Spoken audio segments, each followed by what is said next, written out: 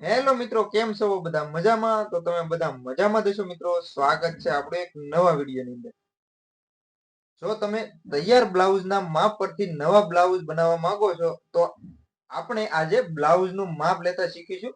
તો બ્લાઉઝનું માપ લેવા માટે તો મિત્રો આપણે જે બ્લાઉઝનું માપ છે, તૈયાર બ્લાઉઝ છે, એને આપણે આ રીતે વ્યવસ્થિત સીધું પાથરી લેવાનું છે. તો આ રીતે વ્યવસ્થિત કરી અને આપણે સીધું છે એ આની અંદર પાથરી લઈશું. તો આ રીતે દોસ્તો આપણું બ્લાઉઝ છે અને આ રીતે કમ્પ્લીટ આપણે સીધું પાથરી લઈશું.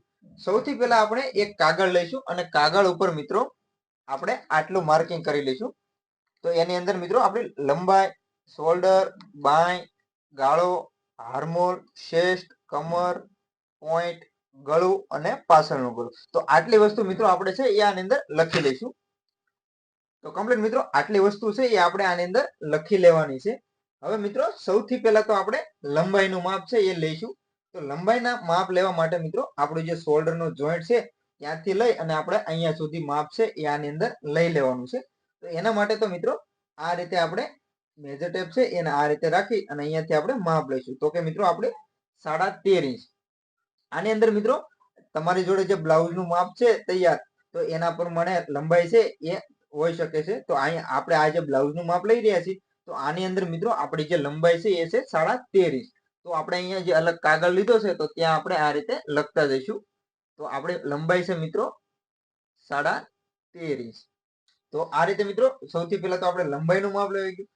ત્યાર પછી મિત્રો શોલ્ડરનું માપ લેવા માટે સ્લીવનો જોઈન્ટ છે ત્યાંથી લઈ અને બીજી સ્લીવનું જોઈન્ટ છે ત્યાં સુધી આપણે આનું માપ લેવાનું છે. કે આ સ્લીવનું જોઈન્ટ છે ત્યાંથી લઈ અને આપણે જે આ સ્લીવનું જોઈન્ટ છે ત્યાં સુધી આપણે આનું માપ છે એ સ્લીવ શોલ્ડરની અંદર લઈ લઈશું. તો આ રીતે મિત્રો આપણે શોલ્ડરનું અંદર માપ લઈશું. તો આપણે જ્યારે પણ બ્લાઉઝનું માપ લેતા હોય ત્યારે આપણે જે નીચેનું બ્લાઉઝ માપનું છે એને આપણે બિલકુલ ખેંચવાનું નથી. તો અહીંયાથી મિત્રો આપણે આ રીતે રાખી અને માપ લઈશું. તો કે મિત્રો આપણું 10 ઇંચ. તો આપણું જે શોલ્ડર છે મિત્રો એ આની અંદર આપણું આવી ગયું 10 ઇંચ. તો આ રીતે મિત્રો આપણું જે બ્લાઉઝ છે એનું માપ લેતા જવાનું છે અને આપણે લખતા જવાનું છે.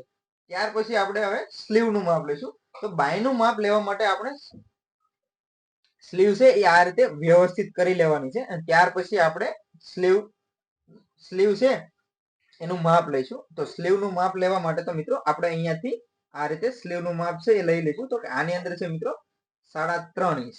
તો હવે આપણે સ્લીવનું જે છે લંબાઈ એ આપણે 3.5 ઇંચની છે. તો આ રીતે લખતા જઈશું. હવે મિત્રો ગાળાનું માપ લઈશું.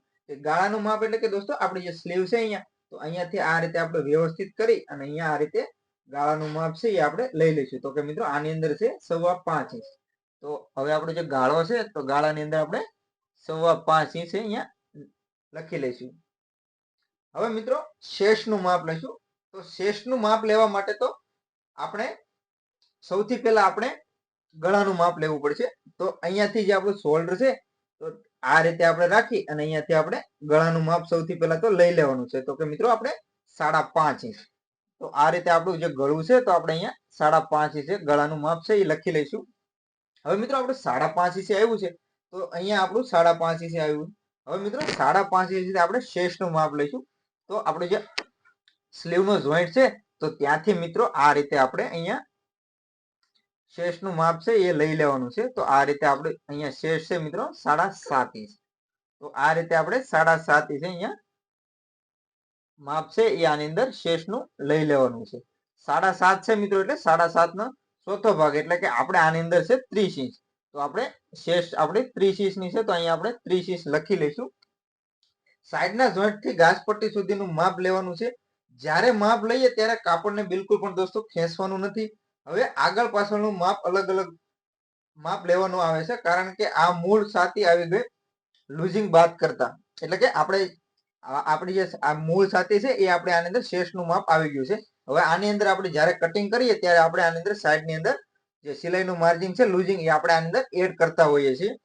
હવે પાછળ તમારે કટિંગ વખતે લૂઝિંગ એડ કરવાનું થશે, જે ગળાના હિસાબે થશે. જે પાછળનું ગળું છે એની ઉપર ડિપેન્ડ કરશે કે આપણે પાછળ જે લૂઝિંગ છે એ કેટલું રાખવું કેટલું નહીં. તો એ રીતે આપણે પાછળનું જે ગળું કટિંગ કરીએ ત્યારે આપણે એનું લૂઝિંગ છે એની અંદર એડ કરવાનું હોય છે. ત્યાર પછી કમરનું માપ લેવાનું છે. કમરનું માપ લેવા માટે તો આપણે બ્લાઉઝને ડબલમાં માપ લઈ શકીએ છીએ અથવા તો બ્લાઉઝને આખું ખોલીને પણ માપ લઈ શકીએ છીએ. એટલે કે મિત્રો આપણે અહીંયાથી આપણે આ રીતે ડબલ છે તો અહીંયાથી ડબલમાં પણ આપણે કમરનું માપ છે એ લઈ શકીએ છીએ, અથવા તો આપણા બ્લાઉઝ છે તો આ રીતે આપણે આખું ખોલી અને પણ માપ લઈ શકીએ છીએ. પણ આપણે જે બંને સાઈડ જોઈન્ટ છે એકદમ વ્યવસ્થિત છે તો આપણે આ રીતે ડબલ ની અંદર જ ત્યાંનું માપ છે એ લઈ લેવાનું છે. તો કે મિત્રો આપણું છે આની અંદર 12 ઇંચ. તો આપણી જે કમર છે તો અહીંયા કમરનું માપ આપણે લખી લઈશું 12, એટલે કે ટોટલ આપણી જે કમર છે આની અંદર છે 24 ઇંચ. તો આપણે કમર 24 ઇંચ છે એ આપણે આનું માપ લઈ લઈએ. હવે મિત્રો ત્યાર પછી આપણે હાર્મોલનું માપ લેવાનું છે. તો હાર્મોલનું માપ લેવા માટે તો મિત્રો જ્યાં આપણું શોલ્ડર છે, શોલ્ડર થી આપણે અહીંયા જ્યાં સાઈડ ફિટિંગ કરેલું છે ત્યાં સુધી આપણે આનું માપ છે એ લેવાનું છે. તો એના માપ લેવા માટે તો મિત્રો આ રીતે મેજર ટેપ છે એ આપણે આ રીતે રાખી અને આ રીતે રાઉન્ડ ની અંદર માપ છે એ લઈ લઈએ. તો કે મિત્રો 7 ઇંચ, એટલે કે 7 ના ડબલ, કે આપણો આનો જે હાર્મોલ છે મિત્રો એ આપણો છે 14 ઇંચ. તો અહીંયા આપણે 14 ઇંચ નું માપ છે એ લઈ લઈએ. તો મિત્રો જ્યારે પણ હાર્મોલ નું માપ લઈએ તો આપણે જે શેપ છે એ પ્રમાણે જ લેતા હોય. જ્યારે કટિંગ કરીએ ત્યારે આની અંદર લુઝિંગ એડ કરી દેવાનું છે, કેમ કે આપણે જે સાઈડ છે તો સાઈડ ની અંદર આપણે જે લુઝિંગ એડ કરવાનું હોય છે એ આપણે આની અંદર એડ કરી દેવાનું છે. હવે મિત્રો આપણે અહીંયા અપર શેસ્ટ નું માપ લઈ લીધું. ફૂલ બસ્ટ નું માપ કેવી રીતે લેવું તેનું માપ લેતા હું તમને શીખવાડું. તો મિત્રો આપણે આનું જે અપર શેસ્ટ છે એનું આપણે માપ લઈ લીધું છે. હવે મિત્રો આપણે ફૂલ શેસ્ટ છે તો ફૂલ શેસ્ટ નું માપ લેતા હું તમને આજે શીખવાડીશ.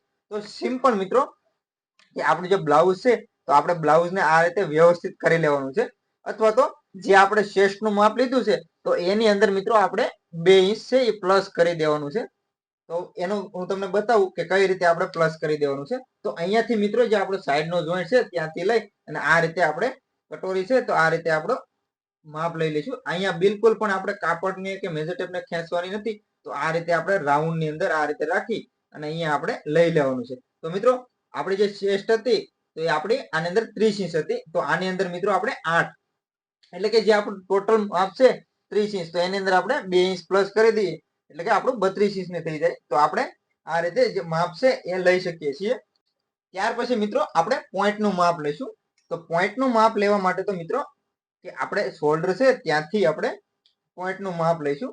તો નોર્મલી મિત્રો આ રીતે આપણે મેજર ટેપ રાખી અને અહીંયાથી આપણે પોઈન્ટ છે તો પોઈન્ટ નું માપ લેતા હોઈએ છીએ. તો અહીં આ બ્લાઉઝ ની અંદર મિત્રો આપણું પોઈન્ટ છે એ છે 8.25 ઇંચ છે.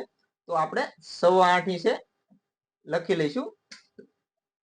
આની અંદર મિત્રો પોઈન્ટ નું માપ છે એ અલગ અલગ હોઈ શકે.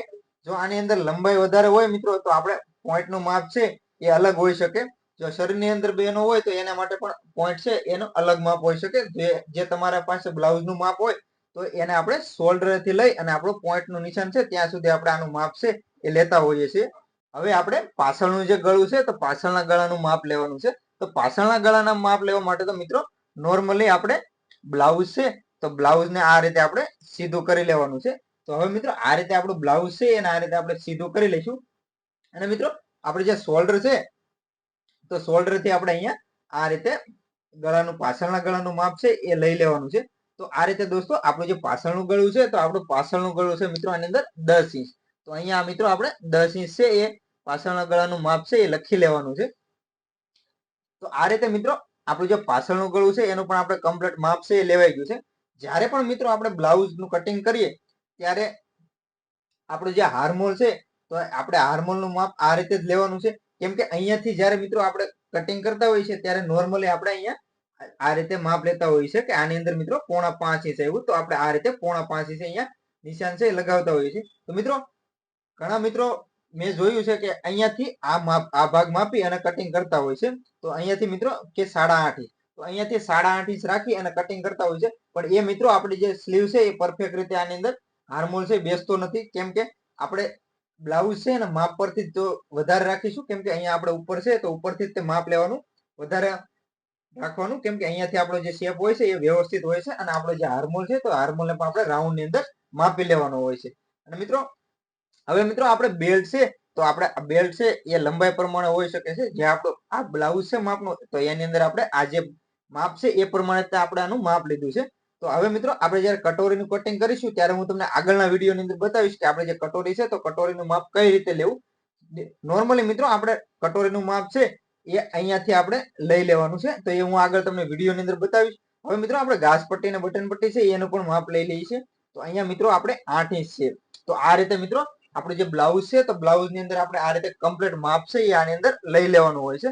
તો મિત્રો આશા છે કે આજનો આ વિડીયો છે એ તમને ગમ્યો હશે. આજે મેં તમને વિડીયોની અંદર બ્લાઉઝ નું માપ લેતા શીખવાડ્યું.